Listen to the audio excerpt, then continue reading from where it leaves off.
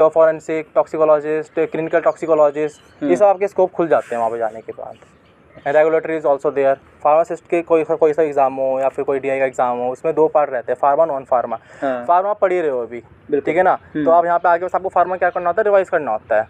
तो मैं उनको ये सजेस्ट करूँगा कि जो अपन नहीं कर पाए, अपन को किसी ने बताया नहीं आया था, तो उस फार्मा में आपको क्वालिफाई करना था, आपको नॉन फार्मा भी क्वालिफाई करना था।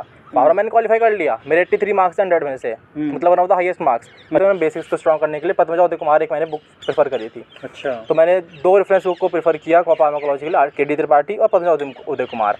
वहाँ पे बहुत लोग थे कहने वाले कि GPAT नहीं पर क्या करेंगे करके, छोड़ो ना, यहीं जॉब कर लेते हैं, लेकिन अपने को करना था, अपन ने किया इसलिए। तो यही आपको मोटिवेशन रहता है आपको कंटिन्यू स्टडी करने का।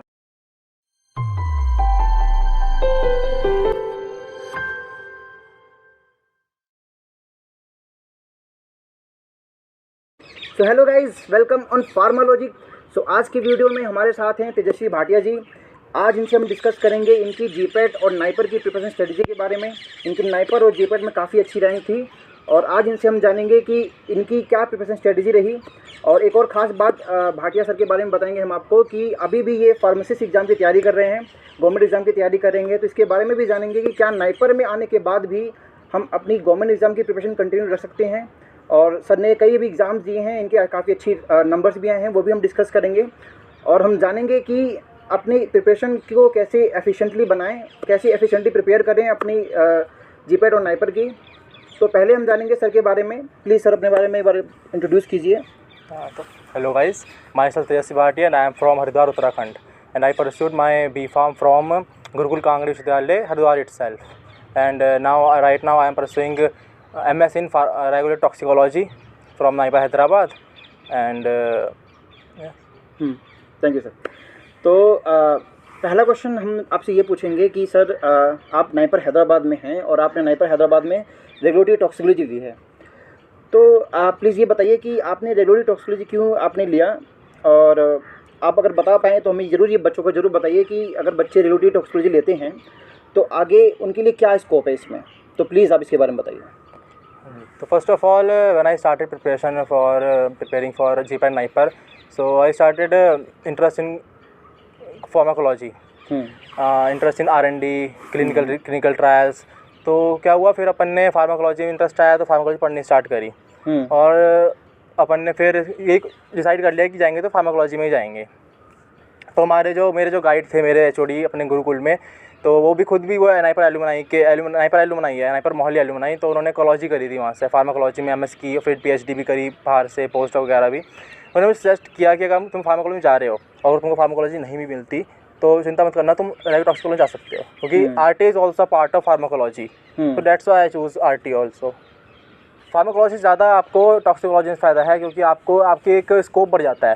फार्मा इंडस्ट्री से आप हटके आप कॉस्मेटिक्स में जा सकते हो, ठीक है ना। उसके बाद आप जा सकते हो पेस्टिसाइड्स कंट्रोल्स में जा सकते हो, आप इन्वायरमेंटल टॉक्सिकोलॉजिस्ट में जा सकते हो, फॉरेंसिक टॉक्सिकोलॉजिस्ट, क्लिनिकल टॉक्सिकोलॉजिस्ट, ये सब आपके स्कोप खुल जाते हैं वहाँ पे जाने के बाद। Regulatory is also there, so you regulatory जहाँ पे गाइडलाइंस बनती है आप वहाँ पे जा सकते हो, ICH OECD सब, क्योंकि आपको पढ़नी पड़ती है यहाँ पे जाके। आप अपना कंट्रीब्यूशन दे सकते हो आगे जाके, अगर आप अच्छी PhD और अच्छे से पोस्ट कर लेते हो अपनी, तो सारे स्कोप बढ़ जाते हैं आपके RT में जाके। That's a good point. अच्छा, एक चीज़ और आपसे जानना चाहूँगा मैं कि मेरे कई जूनियर्स हैं जो मेरे से क्वेश्चन पूछते हैं कि भैया कि जैसे उनका जो पहला चॉइस था वो कोई गवर्नमेंट एग्ज़ाम था, लेकिन फिर भी उनको नाइपर में अच्छी रैंक मिल जाती है या फिर GPAT में अगर मान लो उनको अच्छी रैंक मिल जाती है और नाइपर ज्वाइन कर लेते हैं, तो क्या वो नाइपर में आने के बाद भी फार्मासिस्ट एग्ज़ाम की या फिर गवर्नमेंट एग्ज़ाम की तैयारी अपनी कंटिन्यू कर सकते हैं। और जैसे कि आप अभी भी कर रहे हो, तो आप हम बच्चों को बताइए कि ऐसी क्या क्या प्रॉब्लम्स आती है मतलब एक अच्छे इंस्टीट्यूट में पहुंचने के बाद भी, क्योंकि हमारा इंस्टीट्यूट का सिलेबस भी काफ़ी वास्ट होता है और हमको काफ़ी कुछ मतलब कंटिन्यूसली हमको पढ़ना पड़ता है, क्योंकि हमारे डेली हमारे प्रैक्टिकल्स भी होते हैं। तो उसके साथ में आपने कैसे फार्मासिस्ट की प्रिपरेशन कर रहे हो आप, और क्या बच्चे ऐसा प्रिपरेशन कर सकते हैं? तो प्लीज़ आप उसके बारे में बताइए। हाँ बिल्कुल कर सकते हैं। जो बंदा फार्मेसी की तैयारी कर रहा है तो देखो, उसमें फार्मासिस्ट के कोई सा एग्ज़ाम हो या फिर कोई DI का एग्ज़ाम हो, उसमें 2 पार्ट रहते हैं, फार्मा नॉन फार्मा। फार्मा पढ़ ही रहे हो अभी, ठीक है ना, तो आप यहाँ पे आके बस आपको फार्मा क्या करना होता है, रिवाइज़ करना होता है। तो मैं उनको ये सजेस्ट करूँगा कि जो अपन नहीं कर पाए, अपन को किसी ने बताया नहीं कि नॉन फार्मा पे ध्यान देना होता है, ठीक है ना। तो आप अभी से ही नॉन फार्मा को अपने साथ लेते हुए चलो, फार्मा सिलेबस के साथ साथ। उससे क्या होगा, फार्मा आप ऑलरेडी पढ़ी रहे हो, आपको बस रिवाइज करना होगा। आप नाइपर में आ रहे हो तो ऑब्वियस है कि आपका फार्मा पे कमांड अच्छी होगी। बस नॉन फार्मा पे अगर आप ध्यान देते हुए चलोगे ना तो आपको ईजी हो जाएगा। यहाँ पे आप आओगे भी तो आपकी मतलब ये नहीं कि आपको डेली मतलब पूरे आपकी क्लासेस चलती जा रही हैं, क्लासेस चलेंगी, लैब्स भी चलेंगी, थोड़ा सा आप पैसा टाइम भी स्पेंड करोगे, लेकिन आपको कुछ ना कुछ टाइम मिल जाएगा। मतलब 1-2 क्लास अगर फ्री हो गई तो आप अपना उससे फटाफट रिवाइज कर लो। अपना बैग में अपना 1-2 अपना नोट्स की जो आपने तैयारी कर रखे होंगे वो डाल के आओ, जब भी टाइम लगे अपना खोल के पढ़ लो। फार्मा में आपको इतनी दिक्कत नहीं आएगी। मेन आपको फोकस करना है नॉन फार्मा में, तो कोशिश करोगे आप नॉन फार्मा को तैयारी करते हुए चले स्टार्टिंग से ही, ताकि क्योंकि नॉन फार्मा आपको अलग से क्वालिफाई करना पड़ता है। जैसे मैंने अभी SSC एग्जाम दे के आया था, उस फार्मा में आपको क्वालिफाई करना था, आपको नॉन फार्मा भी क्वालिफाई करना था। फार्मा मैंने क्वालिफाई कर लिया, मेरे 83 मार्क्स 100 में से, मतलब one of the highest marks. पर नॉन फार्मा में मेरे को नहीं हो पाया, मेरा इस चक्कर में मेरा सिलेक्शन रुक गया वहाँ पे। तो मैं ये सजेस्ट करूँगा कि आप नॉन फार्मा को साथ में लेके चलें, क्योंकि 50% आपको नॉन फार्मा में लाने होते हैं मार्क्स क्वालिफाई करने के लिए कोई फार्मेसी एग्जाम को। तो नॉन फार्मा पे मैं कहूँगा कि आप अभी से स्टार्टिंग करते चलो। नॉन फार्मा को क्या है, नॉन फार्मा में क्या क्या आएगा, आपकी जनरल अवेयरनेस आएगा, आपका एप्टीट्यूड आएगा, आपका करंट अफेयर्स वगैरह आएंगे, ठीक है ना। और अपने जो थोड़ा बहुत एप्टी वगैरह रहता है उसको आप अपना करते हुए चलो, यूट्यूब से कर सकते हो, कहीं से भी कर सकते हो, तो ये करते हुए चलो ताकि आपको ईजी रहे। देखिए कितनी अच्छी बात है कि सर नाइपर में भी आकर भी अपनी फार्मेसिस्ट एग्ज़ाम इन्होंने छोड़ी नहीं और अभी भी गवर्नमेंट एग्ज़ाम की प्रिपरेशन कर रहे हैं।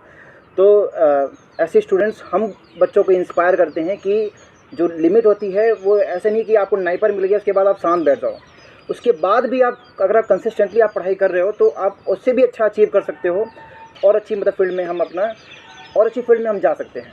तो ये बहुत अच्छा लगता है। तो अब सर से जानेंगे जैसे कि मेन चीज़, जैसे अभी बच्चे भी जीपैट और नाइपर की प्रिपरेशन कर रहे हैं और बहुत चंद टाइम बाकी है उनके पास, तो पहले तो हम समझेंगे कि आपकी क्या प्रिपरेशन स्ट्रेटजी रही नाइपर और जीपैट की तैयारी के दौरान, कब आपने तैयारी स्टार्ट की थी और कैसे आपने प्रिपरेशन की थी। आप हमको ये बताइए कि आप नोट्स कैसे बनाते थे, तो प्लीज़ इसके बारे में आप बताइए। हाँ, तो मैंने अपनी 6th सेमेस्टर के एंड में अपनी प्रिपरेशन स्टार्ट करी थी। मैंने एक्चुअली कोचिंग ज्वाइन करी थी, तो मैंने अपना अगस्त बैच ज्वाइन किया था। मतलब अगस्त में हमारी पहली क्लासेस स्टार्ट हुई थी और फिर अपन ने 22 मतलब अगस्त में मैंने क्लासेस ज्वाइन करी। तो in 7 or 8 months I guess it took me to complete the syllabus. तो 7-8 महीने अपन ने तैयारी करी इसकी। और तो अपने को क्या था, क्लासेस ज्वाइन करी तो अपने को मॉड्यूल्स मिले थे वहाँ पे। तो मॉड्यूल्स से अपने को ये हो गया था कि हर चीज़ के नोट्स नहीं बनाने पड़े मेरे को, मतलब पर्सनली। तो मैं सजेस्ट करूँगा कि आप नोट्स बनाओ, क्योंकि नोट्स से आपको फ़ायदा मिलेगा। तो मैं करता था मॉड्यूल से, तो सर ने क्लास ली, तो क्लास में जो मुझे इंपॉर्टेंट पॉइंट्स लगे अपने ने मॉड्यूल्स में ऐड कर लिए। फिर अपन गए रेफरेंस बुक की तरफ। समझो अपन ने कॉलोजी करी तो कॉलोजी की रेफरेंस बुक KD त्रिपाठी, और मैंने एक और फॉलो करी थी क्योंकि मेरे बेसिक्स कमजोर थे। मैं बेसिक्स को स्ट्रॉन्ग करने के लिए पद्मजा उदय कुमार एक मैंने बुक प्रेफर करी थी। अच्छा। तो मैंने 2 रेफरेंस बुक को प्रेफर किया फार्माकोलॉजी के लिए, KD त्रिपाठी और पद्मजा उदय कुमार। उसके बाद मैंने अपने मॉड्यूल्स में उसके पॉइंट्स ऐड करता गया। पॉइंट्स ऐड करने के बाद उसको एक बार पूरा रिवाइज कर लिया एक बार दोबारा से। और फिर अपना पहले अपन गए MCQs पे, topic wise MCQs। Topic wise MCQs अपन ने सारे कर लिए, ठीक है। उसके बाद अगर मुझे कुछ कमी लगी कि नहीं ये टॉपिक मुझे दोबारा कर लेना चाहिए एक बार, तो फिर मैं दोबारा उस टॉपिक पे गया, दोबारा रिवाइज किया। उसके बाद मैंने सीधा लगाया चैप्टर वाइज टॉपिक MCQs। अच्छा। तो उससे क्या होता है कि आपके MCQs सारे कवर हो जाते हैं। एग्जाम में भी MCQs कहाँ से आएंगे, टॉपिक से तो बनाएंगे ना। जितने ज़्यादा आप MCQs सॉल्व करते जाओगे आपके उतने ज़्यादा चांसेस देंगे आप उतने ज़्यादा क्वेश्चन सॉल्व कर पाओगे। तो मैंने हर सब्जेक्ट में अपना यही रखा। तो मेजर सब्जेक्ट्स पर अपन ने ज़्यादा ध्यान दिया। माइनर सब्जेक्ट्स में अपन ने क्या किया, जैसे माइनर सब्जेक्ट हमारे माइक्रोबायोलॉजी हो गया, बायोकेमिस्ट्री हो गया। Biochemistry is also major right now also. तो मेडिकेम हो गया, मेडिकेम से ज़्यादा क्वेश्चन नहीं आते, 2-3 क्वेश्चन से आते हैं। तो उसमें मैंने थोड़ा सा स्किप किया मेडिकेम को, ठीक है ना। ऑर्गेनिक केमिस्ट्री से बहुत क्वेश्चन 25 के आसपास क्वेश्चन आ जाते हैं। तो मैं ऑर्गेनिक केमिस्ट्री को बहुत मैंने खुद के नोट्स बनाए थे ऑर्गेनिक केमिस्ट्री के, और मैंने प्रेफर करी थी बेल एंड बेल, ठीक है ना। उससे मैंने अपने पूरे नोट्स बनाए। और जनरल ऑर्गेनिक केमिस्ट्री के मैंने मतलब जो उसके जो बेसिक्स थे मैंने वो क्लियर कर लिए। जैसे -I -R कहाँ पे लग रहा था, उसका क्या इफेक्ट शो। अगर अपना एग्जांपल दूँ, मेरा जीपैट जैसे 2023 दिया था, तो उसमें मेरे फार्मास्यूटिक्स से ज़्यादा क्वेश्चन सही हुए मेरे ऑर्गेनिक केमिस्ट्री के, इन केमिस्ट्री में। मतलब मेरे ऑर्गेनिक केमिस्ट्री में भी क्वेश्चन गलत नहीं हुआ, टचवुड है। 22 क्वेश्चंस मेरे सही हुए थे मतलब केमिस्ट्री में। तो वही अपने उसमें मैंने ज़्यादा करी थी ऑर्गेनिक केमिस्ट्री में। तो वही रहता है, जहाँ पे आपको आपके बेसिक्स क्लियर हो जाएंगे ना, आपके वहाँ पे गलती करने के चांसेस कम हो जाते हैं। और ऑर्गेनिक केमिस्ट्री आपको यही नहीं, आपके फार्मेसी एग्जाम में भी काम आएगा, क्योंकि organic chemistry is a major part of all the pharmacy and DI exams. Chemistry वहाँ पे आपसे पूछी जाती ज़्यादा, एनालिसिस आपसे पूछी जाती है वहाँ पे ज़्यादा। तो यही था अपना मॉड्यूल से उसमें ऐड किए। ऑर्गेनिक केमिस्ट्री जो मेरी वीक थी उसको मैंने स्ट्रॉन्ग बनाने के लिए खुद के नोट्स बनाए। यही करना होता है आपको अब आप खुद देखो, आपको अगर आपको लगता है कि मेरा ये पार्ट कमज़ोर है तो आपको खुद के नोट्स बनाओ ज़्यादा अच्छे से, आप थोड़े से ज़्यादा टाइम दो। तो आपका ऑलरेडी स्ट्रॉन्ग है उस पर आप थोड़ा कम भी टाइम दोगे तब भी चलेगा, ठीक है ना। और उसको रिवाइज करते जाओ। अब MCQs मत छोड़ना, MCQs very important, MCQs solve करते जाओ ज़्यादा। जितना ज़्यादा MCQs लगाओगे और ज़्यादा मॉक टेस्ट दोगे। PYQs most important. PYQs से आपको क्या होता है, अगर PYQs देते जाओगे ना तो आपको आइडिया लग जाएगा कि हाँ इस टॉपिक से ज़्यादा क्वेश्चन आ रहे हैं। तो PYQs आप दो, पहले भी दे सकते हो PYQs, आपको आइडिया लग जाएगा कि आपको हाँ ये टॉपिक ज़्यादा पढ़ना है, यहाँ से ज़्यादा क्वेश्चन आ रहे हैं, तो आपको बेनिफिशियल होगा वो आपके लिए। अच्छा, एक क्वेश्चन और पूछता हूँ मैं आपसे कि जैसे आपसे फार्मेसी से रिलेटेड क्वेश्चन पूछता हूँ मैं कि अभी आप गवर्नमेंट एग्जाम की तैयारी कर रहे हो, तो एक्चुअली क्या होता है कि पहले जब हम GPAT और नाइपर की तैयारी करते हैं तो हमारे पास इतना वास्ट सिलेबस होता है कि हमको उसको कंटिन्यूसली याद रखना पड़ता है। और आप अभी फार्मेसी एग्ज़ाम की भी तैयारी कर रहे हो, तो आप इतना टाइम से सेम चीज़ पढ़ते आ रहे हो, तो पहली बात तो क्वेश्चन एक आता है कि सेम चीज़ जब हम रिपीटली पढ़ते हैं तो हमको बहुत बोरियत मिल जाती है। फिर दूसरी बात यह है कि आपने कंसिस्टेंटली इतना लंबे समय तक इन सब चीज़ को अभी भी आपने याद रखा और अभी भी आप इसका इस्तेमाल कर रहे हो। तो प्लीज़ आप इसके बारे में बताइए कि इतना लंबा सिलेबस हम कैसे रिमेंबर कर सकें लंबे समय तक। रिवीजन, कुछ भी जगह ज़्यादा लंबा याद रखनी है आपको, उसका ज़्यादा रिवीजन करना पड़ेगा। अब जब मैं हरिद्वार से हूँ और मैं यहाँ हैदराबाद आया तो मैं अपने नोट्स अपने साथ लेके आया, मॉड्यूल्स और नोट्स अपने साथ लेके आया। मुझे पता था मुझे यहाँ पे प्रिपरेशन करनी है आगे जाके।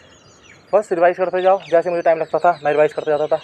कोई भी सब्जेक्ट ले लिया, समझो मुझे स्टैटिस्टिक्स लेनी है, मुझे ऐसा लगा कि मैं स्टैटिस्टिक्स थोड़ा भूल रहा हूँ तो स्टैटिस्टिक्स ले ली। मुझे लग रहा फिजिकल फार्मेसी थोड़ी भूल रहा हूँ, फिजिकल फार्मेसी उठा ली, इकोलॉजी उठा ली, कभी कॉग्नोसी उठा ली, ठीक है ना। बार रिवाइज कर लिया तो अपना रिकॉल होता लगा दिमाग में। रिवीजन नहीं छोड़ सकते अपन, ज़्यादा गैप हो जाएगा ना तो अपन चीज़ों को भूलने लग जाएंगे। तो ज़्यादा गैप नहीं होने देना अपन को।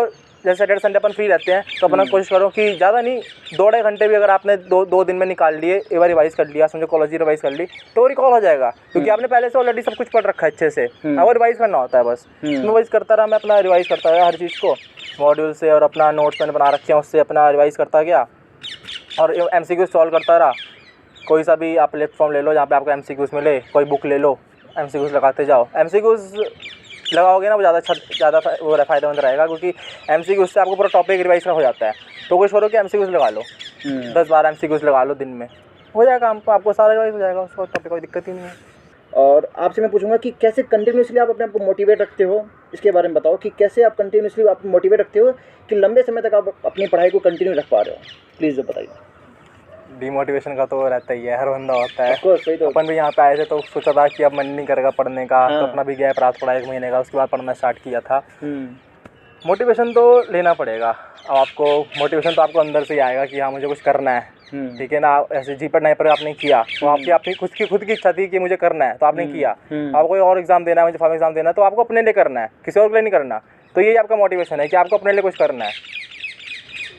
यही अपने साथ भी यही है। अपन नाइपर आए, मैं अपने बैच से, अपने UG से इकलौता बच्चा यहाँ पे आया, मतलब अकेला मैं आया यहाँ पे अपने बैच से। मेरे 3 सीनियर भी थे, एक मोहाली में, एक कोलकाता में, 2 कोलकाता में गए हैं, पर अपने बैच से अकेला था, ठीक है ना। क्योंकि अपन ने हार नहीं मानी, अपन कर लगे रहे। वहाँ पे बहुत लोग थे कहने वाले कि GPAT नाइपर क्या करेंगे करके, छोड़ो ना यहीं जॉब कर लेते हैं, लेकिन अपने को करना था, अपन ने किया इसलिए। तो यही आपको मोटिवेशन रहता है आपको कंटिन्यू स्टडी करने का, कि आपको अपने लिए करना है। ये सोचो कि मुझे अपने लिए करना है, किसी और के लिए कुछ नहीं करना, ठीक है ना। तो आप करते जाओगे, कोई दिक्कत नहीं है। चलिए, बहुत अच्छा रहा। अच्छा, लास्ट चंद क्वेश्चन हम पूछते हैं आपसे कि अभी जैसे कि करंट सिचुएशन को अगर हम लेते हैं तो लास्ट 1 महीने बचे हैं बच्चों के पास, और 1 महीने बचे हैं बच्चों के पास। जो 3rd ईयर में बच्चे हैं उनके पास तो टाइम है अभी, लेकिन जो भी फाइनल ईयर में बच्चे हैं उनके पास एक महीने के आसपास उनके पास बाकी है। तो आप क्या टिप्स देना चाहोगे अपने 3rd ईयर स्टूडेंट्स को, और जो भी फाइनल ईयर में है जिनका भी 1 महीने बाद एग्ज़ाम है, उनके लिए कुछ क्या आप खास बताना चाहोगे, प्लीज़ इसके बारे में बताइए। अच्छा, एक चीज़ मैं ऐड कर देता हूँ कि सर की जो GPAT की रैंक थी वो 195 थी, और जो नाइपर की रैंक है वो 284 है। तो बहुत अच्छी रैंक सर ने वहाँ भी अचीव की, और अभी भी सर कंटिन्यूसली पढ़ाई करते जा रहे हैं और different types of government exam दे रहे हैं। तो आप बताइए कि आप अपनी तरफ से क्या आप यूनिक टिप्स देना चाहोगे अपने जूनियर्स को, 3rd ईयर स्टूडेंट्स को और 4th ईयर स्टूडेंट्स को। थर्ड ईयर स्टूडेंट्स के लिए तो मेरी एक ही टिप है कि वो उनके पास टाइम है अभी, तो वो क्या कर सकते हैं, वो थोरोली स्टडी कर सकते हैं, डीप जाके स्टडी कर सकते हैं। तो वो अपने जितनी बेसिक्स हैं वो अपने क्लियर करें, रेफरेंस बुक पर जाएँ, रेफरेंस बुक को अच्छे से पढ़ें, अपने सारे बेसिक्स क्लियर करते हुए जाएँ, क्योंकि उनको टाइम है, वो कर सकते हैं। और साथ साथ MCQs लगाते जाएँ। और जो फाइनल ईयर स्टूडेंट हैं, जो उनका सभी 1-2 महीने बचा है, तो वो अपने उनके जो नोट्स बना रखे हैं उन्होंने, उनको एक्स्ट्रा कुछ नहीं करना। अब वो किसी रेफरेंस बुक पे ना जाएं, कुछ एक्स्ट्रा ना पढ़ें, अब वो सीधा उनके जो नोट्स बने हुए हैं, नोट्स को बार बार रिवाइज करें, बिकॉज रिवीजन इज अ की ऑफ सक्सेस, ये हमको पता ही है। रिवीजन करते जाते और ज़्यादा MCQs लगाएं, मॉक टेस्ट लगाएं, PYQs। कोशिश करें कि 30-35 ईयर्स के जितने भी क्वेश्चंस, क्योंकि टाइम है अभी, 1-2 महीना है, आप लगा सकते हो। डेली भी MCQ सॉल्व करोगे तो 30 डेज में आप 30 ईयर्स के जो प्रीवियस हैं आप वो PY लगा सकते हो, मॉक टेस्ट। तो PYQs के सारे आप अपने पेपर सॉल्व कर दो, आपको उससे आइडिया लग जाएगा कि आपको क्या क्या क्वेश्चंस आने हैं, और बाकी भी MCQ सॉल्व करते हैं जहाँ से आपको MCQs मिले। और ये नहीं आपको जीपेट नाइपर करने हैं, आप ऐसे फार्मेसिस्ट की एग्जाम की तैयारी कर रहे हो तो किसी स्टेट का फार्मेसी एग्जाम को उठा लो, क्वेश्चन सेम ही है ना फार्मा के, आप वहाँ के वो क्वेश्चन से लगा सकते हो। बिल्कुल, क्वेश्चन तो फ्रेम करने वाला कहीं से भी कर सकता है, तो वहाँ से क्वेश्चन उठाओ, मतलब क्वेश्चन कोई मत छोड़ो, सारे क्वेश्चन आप लगाते जाओ, क्वेश्चन PYQs लगाओ, MCQs, मॉक टेस्ट। अब तो ज़्यादा मॉक टेस्ट आप सॉल्व कर सकते हो उतने करो, ठीक है ना। और अपना जो नोट्स हैं उसी से रिवीजन करो, कुछ एक्स्ट्रा नहीं करना, आप रेफरेंस बुक की तरफ नहीं जाना, क्योंकि अब टाइम नहीं है उतना, आपको नोट्स पे जाना है और आपको PYQ सॉल्व करने हैं और MCQ सॉल्व करने हैं। तो thank you so much sir, हमारे साथ आप अपना कीमती वक्त देने के लिए, और बहुत अच्छा रहा इंटरव्यू। बच्चों को बहुत सारे डाउट्स क्लियर हुए होंगे और बच्चों को बहुत कुछ जानने को मिला होगा, और बच्चे मोटिवेट भी हुए होंगे कि सर कंटिन्यूसली पढ़ते जा रहे हैं और कंटिन्यूसली एफर्ट्स लगा रहे हैं। तो अभी अगर आप ऐसे सिचुएशन में हो और आप सोच रहे हो कि यार मैं इतने लंबे समय से नाइपर जीपेट की तैयारी कर रहा हूँ और रिजल्ट पता नहीं आएगा नहीं आएगा, अभी उस संकट, अभी आप वो सोच रहे हो, तो आप एक बार सर को देखिए कि सर नाइपर में पहुँचने के बाद भी कंटिन्यूसली एफर्ट लगाए जा रहे हैं और अभी भी वो उसी कंसिस्टेंसी के साथ पढ़ाई कर रहे हैं, तो इनसे हमको मोटिवेशन मिलता है। तो मैं आपसे यही रिक्वेस्ट करूँगा कि पढ़ाई करती रहिए, और एक महीना आपके पास बाकी है, कंटिन्यूसली फोकस साथ पढ़िए और आप बहुत अच्छा करेंगे। Thank you so much.